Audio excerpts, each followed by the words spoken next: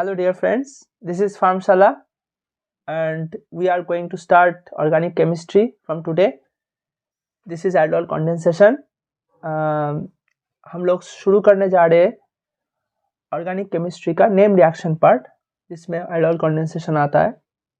तो यहाँ पे aldol condensation रिएक्शन का सबसे महत्वपूर्ण चीज़ है याद करने वाला, बहुत important, alpha hydrogen containing carbon होगा।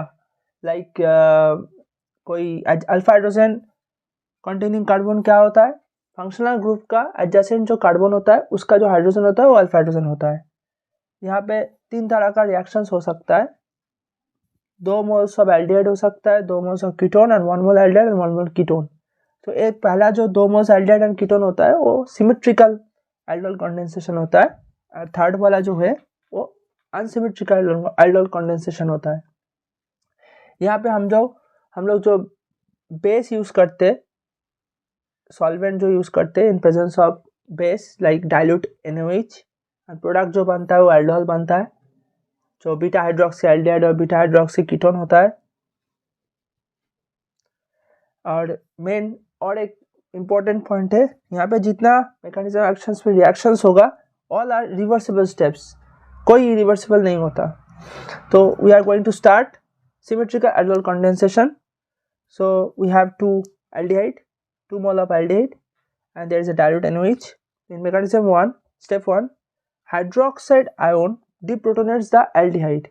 This hydroxide ion is coming from NaOH, Na plus OH minus, and this OH minus deprotonates the aldehyde by abstracting the H plus ion from the aldehyde.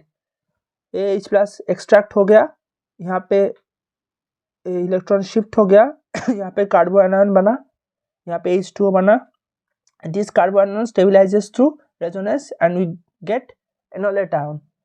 So this is also very important. Enolate ion GPAT NIPER में question आता है। Enolate ion कैसे मिलता है हम लोगों को, कौन कौन सा नेम रिएक्शन से हम लोगों को मिलता है? तो एक है reaction aldol condensation. So we get enolate ion from aldol condensation, very important. Then step two, this enolate ion adds to unreacted aldehyde in another aldehyde which are unreacted, उसमें इस एनोलेट आयन अटैक करेगा। कैसे करेगा अब देखते हैं। देखिए यहाँ पे जो नेगेटिव चार्ज है, जो ए न्यूक्लियोफाइल है, ए न्यूक्लियोफाइल हर वक्त न्यूक्लियोफाइल इलेक्ट्रोफिलिक सेंटर को अटैक करता है। सो इस न्यूक्लियोफाइल इस इलेक्ट्रोफिलिक सेंटर को अटैक कर रहा है एल्डिहाइड का। इस कार्बन में ये कार्बन सेंटर जो है डेल्टा पॉजिटिव है, मतलब इलेक्ट्रोफिलिक सेंटर है, तो इसमें ए न्यूक्लियोफाइल अटैक किया और ए वाला इलेक्ट्रॉन इधर शिफ्ट हो गया। तो हम लोगों को क्या मिला? अल्कोक्साइड आयन मिल गया। और स्टेप 3 में this alkoxide ion is protonated by water. ये जो वाटर हम लोगों को मिला था स्टेप 1 में, इस वाटर ने अल्कोक्साइड आयन को फिर से प्रोटोनेटेड करा। ये जो वाटर है यहाँ पे इलेक्ट्रॉन शिफ्ट किया, और ये जो H प्लस है यहाँ पे अल्कोक्साइड आयन न्यूक्लियोफाइल है, O माइनस मतलब न्यूक्लियोफाइल, इस न्यूक्लियोफाइल इस इलेक्ट्रोफिलिक H प्लस को अटैक किया और यहाँ पे OH बना, और यहाँ पे OH माइनस बाहर आ गया। ये OH माइनस फिर से Na प्लस के पास चला जाएगा, NH बना देगा। तो ये आ गया बीटा हाइड्रोक्सी ब्यूटाडाइल एल्डिहाइड। तो सेकेंड है बीटा पोजीशन। ये बीटा पोजीशन में हाइड्रोक्सी ग्रुप अटैच बनता है, OH बनता है बीटा पोजीशन में। पहला क्या था हम लोगों का? अल्फा पोजीशन था। अल्फा पोजीशन वाला कार्बन होना चाहिए एल्डोल कंडेंसेशन के लिए। और प्रोडक्ट कहाँ बनेगा? प्रोडक्ट बनेगा बीटा पोजीशन में। बीटा पोजीशन में OH ग्रुप अटैच होगा और प्रोडक्ट बनेगा। तो बीटा पोजीशन कहाँ होता है? फंक्शनल ग्रुप के बाद होता है अल्फा पोजीशन, उसके बाद वाला पोजीशन होता है बीटा पोजीशन।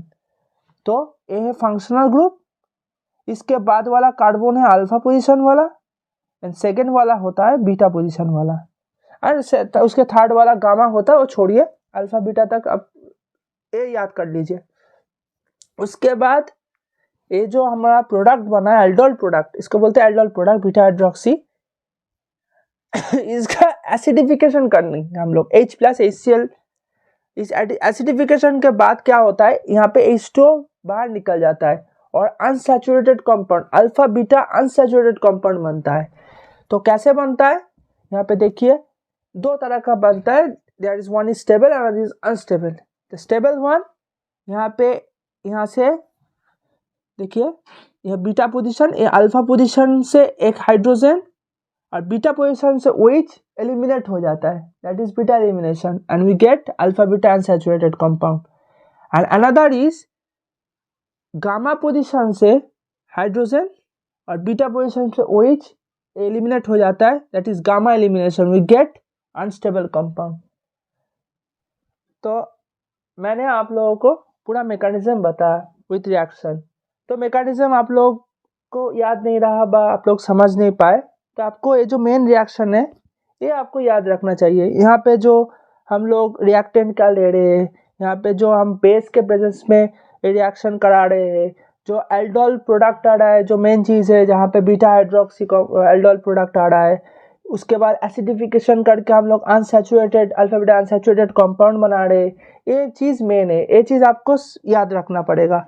जैसा पहला अल्फा हाइड्रोजन कंटेनिंग कंपाउंड होना चाहिए, सेकेंड है रिवर्सेबल स्टेप होना चाहिए, थर्ड है इन प्रेजेंस ऑफ बेस होना चाहिए, और यहाँ पे सिमेट्रिकल और अनसिमेट्रिकल जो है, सिमेट्रिकल मतलब जैसा दो एसिटाल्डिहाइड है तो दो एसिटाल्डिहाइड मतलब सिमेट्रिकल, अनसिमेट्रिकल जब होगा एक एसिटाल्डिहाइड होगा और एक बेंजाइल्डिहाइड होगा, तो दोज आर डिफरेंट।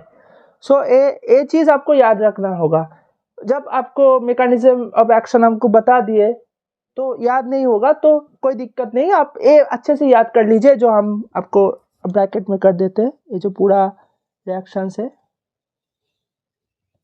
ये पॉइंट्स अच्छे से याद रख। सो this is all about aldol condensation. So thank you guys for listening us, and like, subscribe and share with your friends. See you in the next video. We'll continue this organic part very soon.